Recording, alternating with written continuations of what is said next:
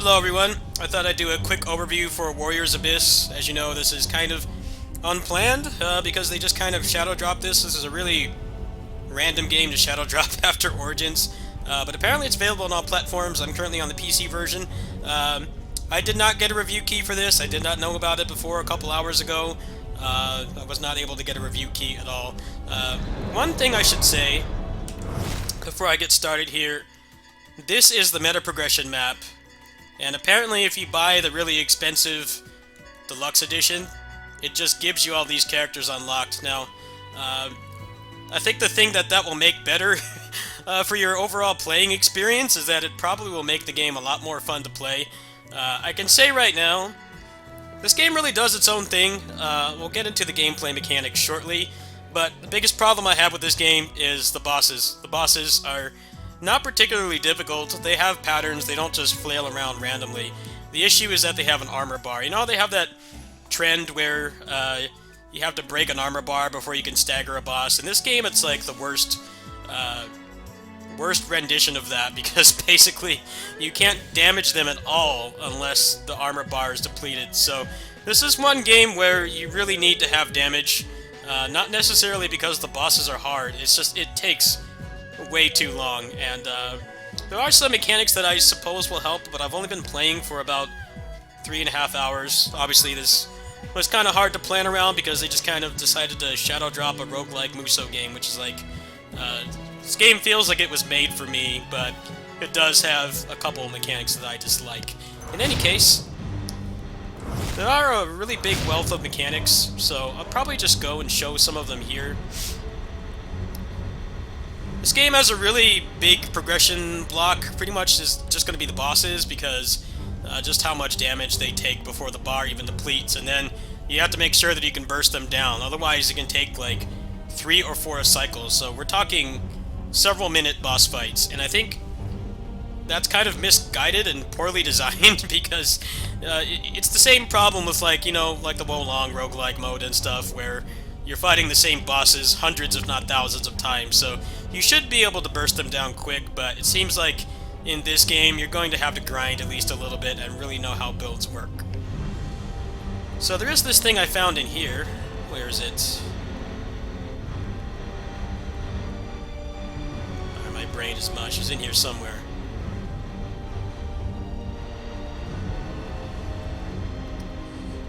Cumulative levels. I don't know where it is in here. There's too much stuff in here. But basically, cumulative levels seems like it gives you... Oh, here it is. Increasing the player's hero in hell will also increase their cumulative level. The level will not decrease even if the hero is defeated. So I guess if you get enough of these levels, maybe the game will be less of a slog. But I got to the actual final boss in about 3 hours of gameplay, and there was a boss before that that also had like way too much health, and it took multiple minutes to take them down because of the armor bar. So if you're looking for a grind, I think there's a lot of stuff to grind for in this game. However, if you're looking for a more authentic action roguelike experience, which for me would be the tier of like Wizard of Legend, which is a game which also has meta progression, but you can beat it on your first run with you know, some skill. That's actually something I did back when I got the PC version of Wizard of Legend. I beat the game on my first try. I really don't think you could do that here. I mean, you probably could, but it would be such an intense slog, and you had to play for a really long time. In any case, let's get into the gameplay here. So if you haven't noticed already, this is basically all the assets up from Dynasty Warriors 8 Empires and Spirit of Sanada. So as you can see, Sasuke is here. He was oddly missing from Samurai Warriors 4, or Warriors Orochi 4, actually. That's kind of awkward. I was kind of shocked to see him in there. So not all of the characters are in currently. They're going to be adding more later. And I think what's interesting about that is they're not just going to be new movesets to use. They're actually going to have what I would assume would be more meta progressions. They'll have more stats, and then when you equip them in the runs, you get stats, and they have like different classifications as well. So the game will probably get easier over time, but it definitely is pretty difficult at the start, and I wouldn't really say it's in a good way. It feels pretty crap, honestly. Alright, so I also did get the ultimate weapon for him, which you can either craft or you can find them in the runs. So that's kind of a nice endgame loop that they have that. I actually think that's really awesome that they have something in here where you can grind and you get the weapons like the old games, but you can also buy them. But it's more of a gacha game pity system kind of thing where it costs like 50,000 embers, so it's going to take multiple runs. Ideally, you're going to want to find them in the run. So to show the unique weapon, I'm just going to go ahead and place him.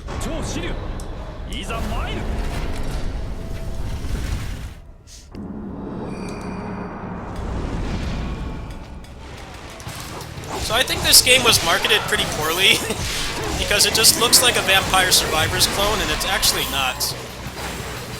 You know, the angle that you're looking at the action from does look like Vampire Survivors, but you're actually using the charge attacks from, you know, the older PS3 gen Muso games. So you got your C4 and everything.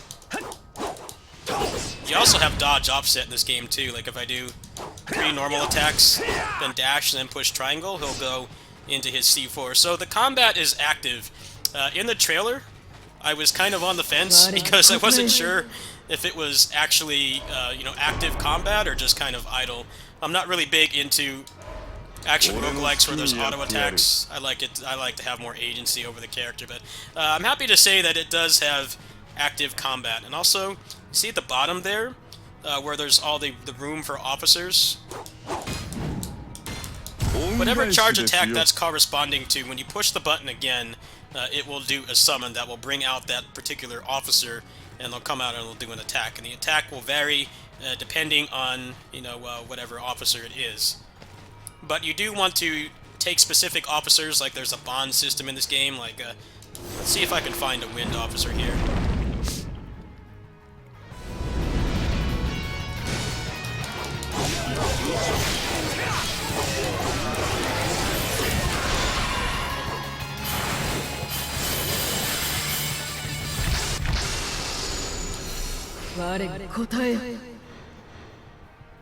So you see here, none of these characters have wind.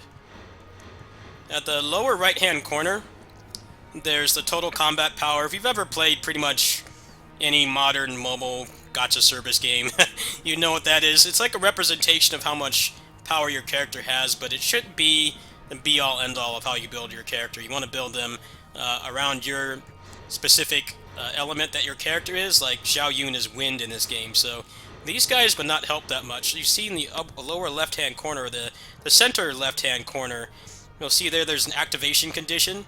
To activate the unique tactic, you need to have 5 of that specific quality. So like, if I choose Huang Gai here, I'll get 1 of them. And then there's also other factions as well, like Dian Wei is Wei, obviously. That's a bit of a tongue twister. So you want to make sure that you pick the right one for whatever build you're trying to go to. Now, the power level system in the lower right-hand corner does kind of help, but you definitely want to pay attention to what you're actually putting on the character. So in this game, I guess you could say your friends are your power. The officers you choose are basically your items in this game.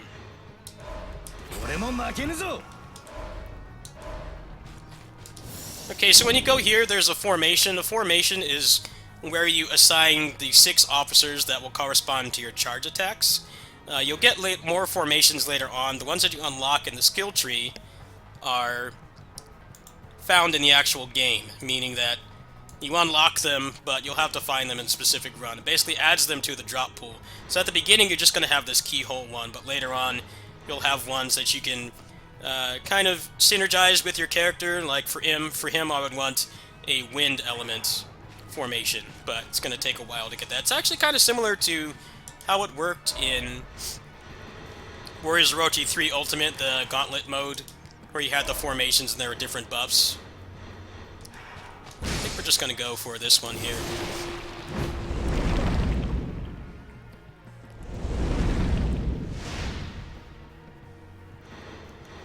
So if you played a roguelike, this is pretty standard fare here.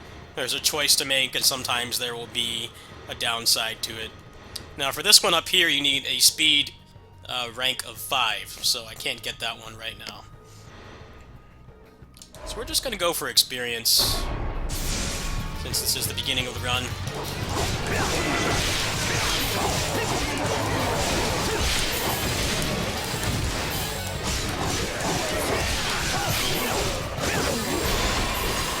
I watched the trailer for this after the state of play.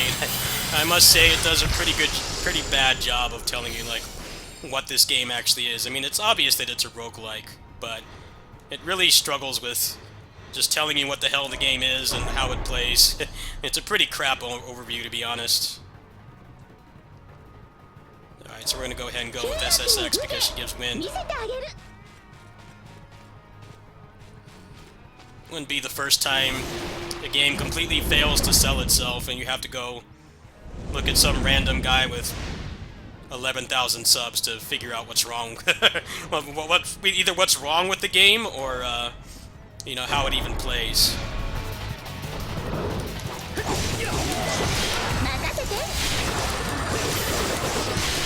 The whole time they showed the trailer for this, on my state of play, my reaction was like, is this auto attack like Vampire Survivors clone, or is it like an actual Muso? It is an actual Muso. It plays pretty similarly to Gauntlet mode, but with like way more interesting stuff that you can put on your character. Invulnerable evade. So after you have the 6 initial officers in your formation, you still get the stats from the other ones, but you'll have to arrange them in the 6 slots to the best of your character's, you know, build, or however you want to synergize them. Like, these are kind of not great choices because none of them are really synergizing with him, but we'll choose that for the attack speed. See if I can get some wind here.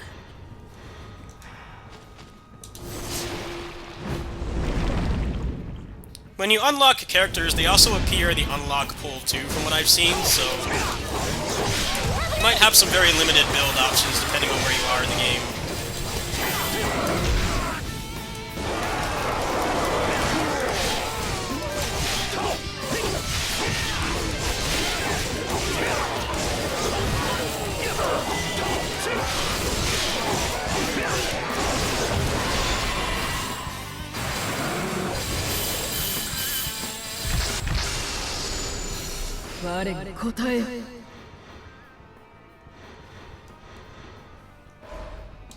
Yeah, right now it's not really giving me any wins, so gotta make do with the best I have here.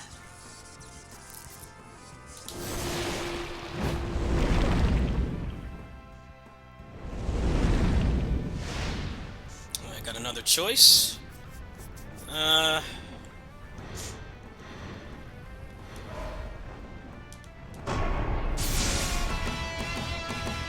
Got Endless Fight playing. Certified Hood Classic. Muso Gamers.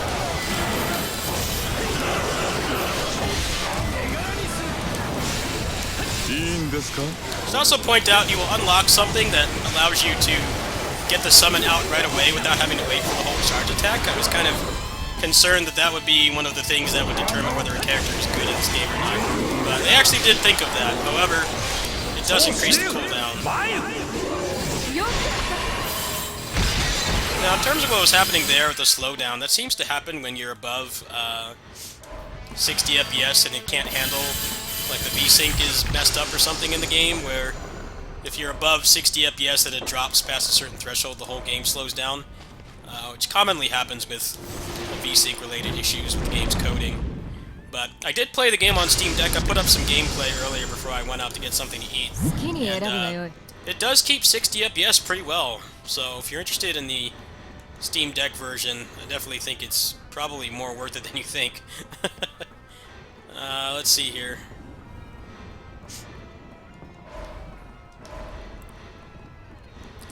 I feel like defense would be more viable if the bosses were not designed the way they are currently. This game, from what I've seen so far, without only playing it for a few hours, it seems like Glass Cannon is going to be the way to go, because the bosses just have an insane amount of health, and you're probably going to spend way more time just trying to kill them than actually kind of trying to honor their moveset and stuff. It's kind of a shame, honestly, but hopefully it'll get better later on.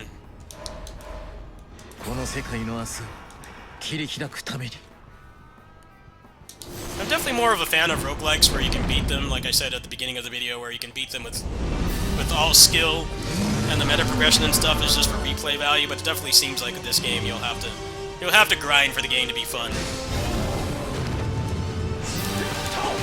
Okay, so when a boss flashes yellow, if you hit them with a charge attack, you actually get a big chunk of the assemble bar, which is basically like your super Muso.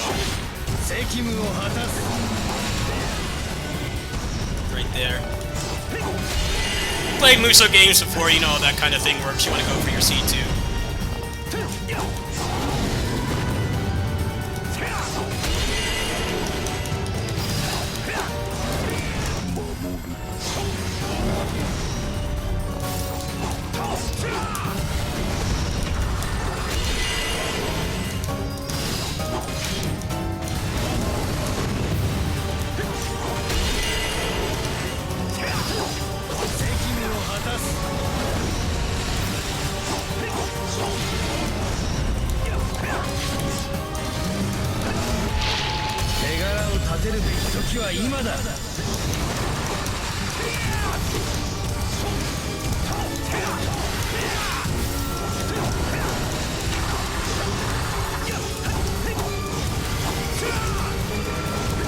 So this is after me playing for 4 hours. You can see how these bosses will become a slog and probably really repetitive unless the meta progression really makes a huge difference in how quickly you can kill bosses.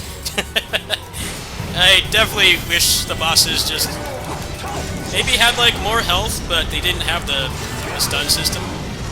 I think that would make the game flow a lot better. But I'm sure if you grind enough, this will probably get to the point of other roguelikes where they'll die in like one cycle. But I don't really consider that to be good roguelike game design.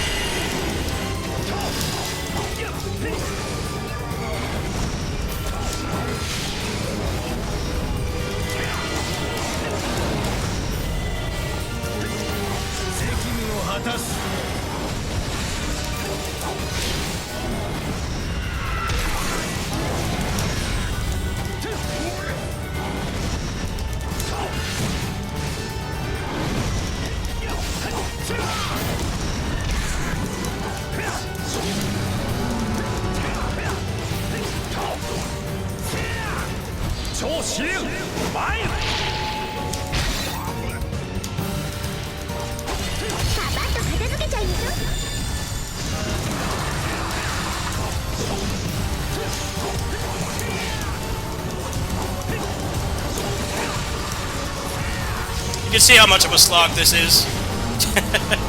It's very, very boring. I don't know why they decided that this was a good mechanic. Like, let's make honest bosses that, you know, they have obvious tells and patterns and stuff, but then just make them HP sponges for no real reason.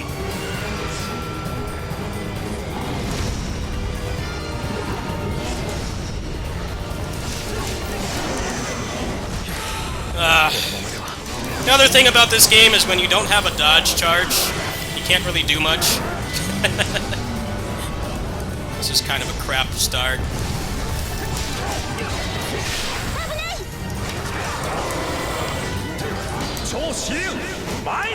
Of course, the hitbox didn't hit him.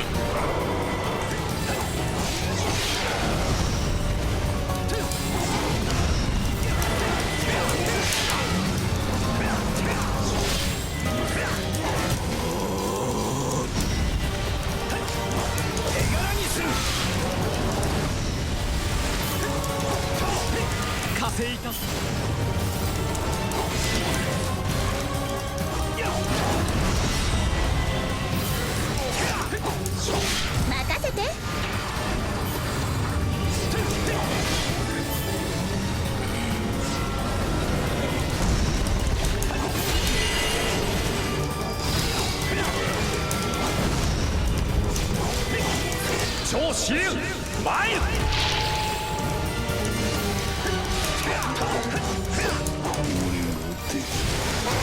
there you go. There's the full gameplay loop. I would like this game a lot more if the bosses were not like that.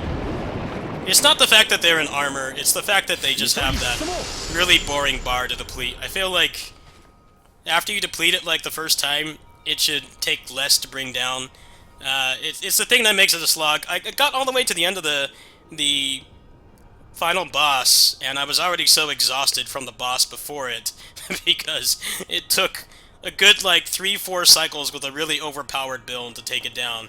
It's really a shame that they decided to go for that kind of boss design, but it may not bother some people. You know, I grew up in the arcades, so I'm used to, you know, games like this where you can beat it with just pure skill, and it's not ever a slog, and, that's definitely not how this game is, as you can see here. So, it's up to you if you're going to enjoy this game or not. It definitely has good replay value. They did say that they're going to be adding extra characters, but I definitely would not buy this game if you don't have patience for meta progression. I know some of you may have not played a roguelike before, but meta progression is basically like the permanent progression that you get that persists throughout runs. And in this game, it's like the unique weapons and the stats and the formations. And then there are a couple mechanics locked away in the skill tree, which I showed earlier with the earlier summons. But other than that, it definitely is going to be a grind to really enjoy playing this game. And that's really a shame. I think that this game's gameplay actually is very unique, and it stands out in a really crowded genre. You know, there's so many roguelikes now, and most of them are either Hades clones or they're Vampire Survivors clones, and most of them aren't really better than, you know, those games that inspired them. I've definitely played some Hades clones better than Hades, and this game is really unique. It doesn't really take too much inspiration from how combat usually works in other action roguelikes. However, I don't know what possessed them to think that the bosses needed that excessive armor bar before you could damage them. I think it would at least be better if you could damage their health in some capacity without breaking it, but I'm sure if I play this game for another 20 hours, it probably will become fun. But I can definitely say this as well. It took me about an hour to get to the last boss with a pretty overpowered build and only 3 hours of meta progression. So if you like shorter runs and you like skill-based runs, I probably wouldn't bother buying this game, honestly, or like download a save or something, because it's going to be a massive slug. But if you can look past that and you have patience, I think the game is actually pretty fun. I will say the costumes are definitely way overpriced because they're the same costumes we've been buying since Dynasty Warriors 7. And I think that that's really shady, but you will get all the characters unlocked, so I think, like, if for some insane reason you wanted to spend $80 on a game like this when Origins just came out a few weeks ago, that probably helps the grind, but I think the average person is only going to be paying the $25 standard edition, and at that point, you're definitely going to have some patience to get through the slog. But the combat actually is pretty good. The officers are actually a threat, and the bosses are really well designed outside of the HP sponge stuff. Anyway, that's pretty much the whole gameplay loop. I have not beaten the game yet because of the aforementioned issues, but if anything else unlocks, I'll go ahead and I'll make a endgame video. Thanks for watching, everybody.